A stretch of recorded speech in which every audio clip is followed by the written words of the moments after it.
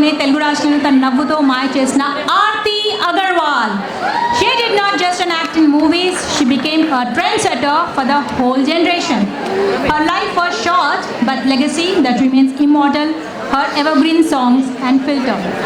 So let's welcome Padmashali Sangam Khamote, and we have the participants.